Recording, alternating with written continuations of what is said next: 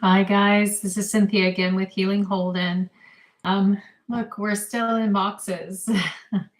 I just wanted to give you the uh, results of the doctor's appointment with Dr. Osborne.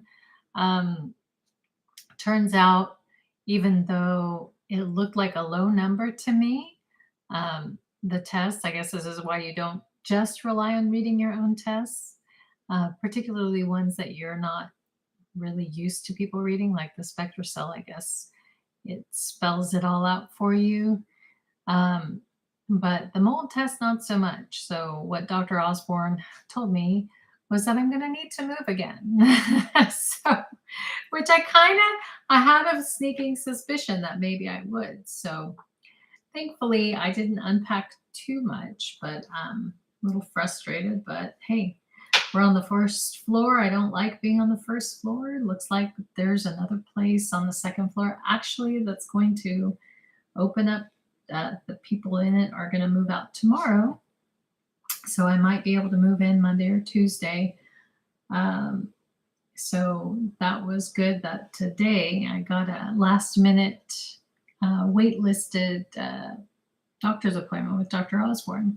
Anyway, so here's what he told me. Even though the numbers are low, and some of the molds that I have in this place, turns out I found out after I moved in that this place was hit by Hurricane Harvey.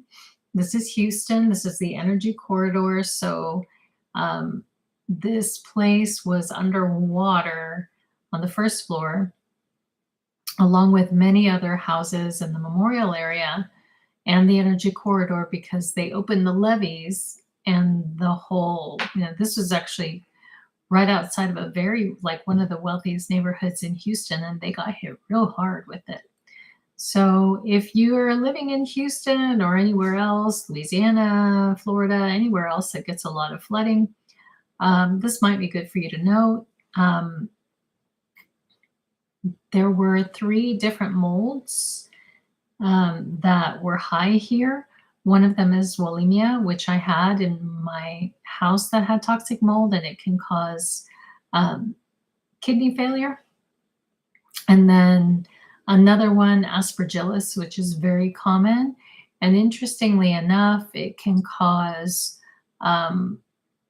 blood clots in the brain, which was kind of interesting. I don't know if any of you saw my SpectraCell video with my friend Greg, but he actually had a lot of blood clots going on in his brain. And it turned out just like a month ago, he just remediated his house.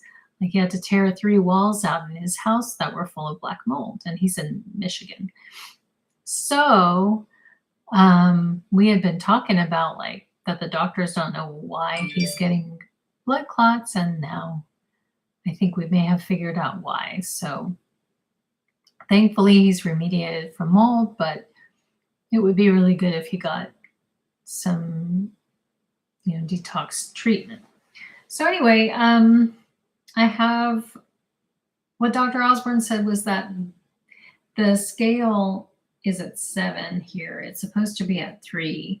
And even though some of the labs were, or some of the numbers were low in some of these molds, these are very highly toxic to the body molds. So I have to get out. So he's going to write a letter. So this is how it works, guys. Your doctor can write a letter, and then they have to let you out of the lease. And I don't know if it's some kind of, I talked to the apartment complex, and they said they were going to look into it. I got to wait till I get the letter, send it to my complex, the manager here, and hopefully they can move me, because I paid to move here. So somebody needs to help me get out of here.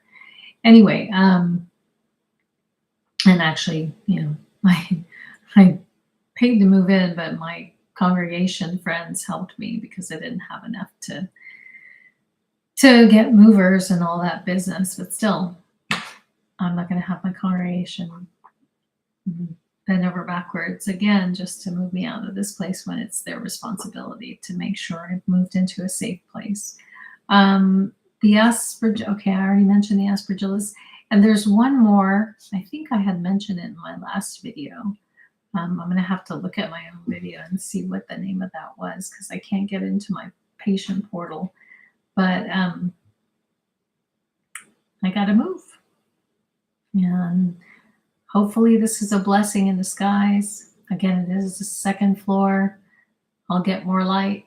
I don't like living on a first floor because I'm a girl and we are not safe on the first floor generally. So, oh well, that's the news, and I kind of, it figures, right? One more thing. Okay, no problem. But anyway, so this is what you do, guys.